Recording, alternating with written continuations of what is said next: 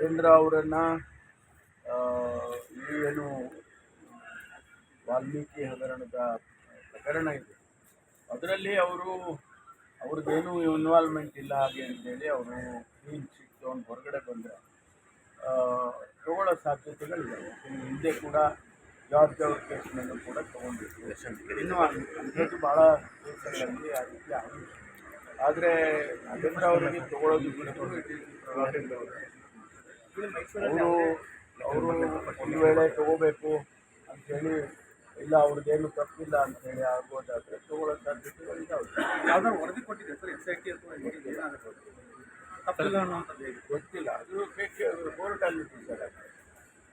ಕೋರ್ಟ್ನಲ್ಲಿ ಅವ್ರ ಇನ್ವಾಲ್ವ್ಮೆಂಟ್ ಇಲ್ಲ ಅಂಥೇಳಿ ಆಗೋದಾದರೆ ನ್ಯಾಚುರಲ್ ಅದಕ್ಕಿಂತ ಇನ್ನೇನಿದೆ. ದರ್ಶನ್ ಅವ್ರ ವಿಚಾರದಲ್ಲಿ ಸಚಿವ ಸಂಪುಟ ಪುನರಚನೆ ಏನಾದ್ರು ಆಗ್ತದೆ ಡಿಸೆಂಬರ್ ಹೊತ್ತಿಗೆ ಆಗುತ್ತೆ ಗೊತ್ತಿಲ್ಲ.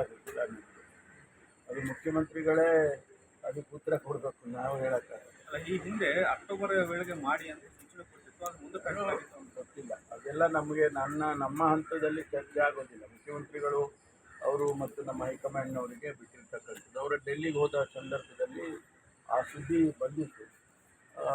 ಇಲ್ಲ ಡಿಸೆಂಬರ್ ಆದ ನಂತರ ಮಾಡ್ಬೋದು ಅಂತ ಒಂದು ಗೆಸ್ಸು ಎಲ್ಲರಿಗೂ. ಹಾಗಾಗಿ ನಾವು ಯಾವುದನ್ನು ಅದಕ್ಕೆ ಉತ್ತರ ಕೊಡೋಕ್ಕಾಗಲ್ಲ. ತನಿಖೆ ನಡುವೆ ಸರ್ ನಾಗೇಂದ್ರ ಅವ್ರನ್ನ ಹೆಂಗೆ ಸೇರಿಸ್ಕೊಳ್ಳೋಕ್ಕಾಗುತ್ತೆ ಅಂತ ಅಲ್ಲ, ತನಿಖೆ ನಾನು ಹೇಳಿದ್ದು ತನಿಖೆ ಎಲ್ಲ ಮುಗಿದು ಅವ್ರಿಗೇನು ಪಾತ್ರ ಇಲ್ಲ ಅಂತ ಹೇಳಿ ಕೋರ್ಟಲ್ಲಿ ಡಿಸೈಡ್ ಆಗಿದೆ. ಅದಿನ್ನೂ ಲೇಟ್ ಆಗುತ್ತೆ ಗೊತ್ತಿಲ್ಲ. ಅಂಥ ಸಂದರ್ಭದಲ್ಲಿ ವಾಪಸ್ ತಗೊಳ್ಳೋ ಸಾಧ್ಯತೆಗಳಿದ್ದಾವೆ.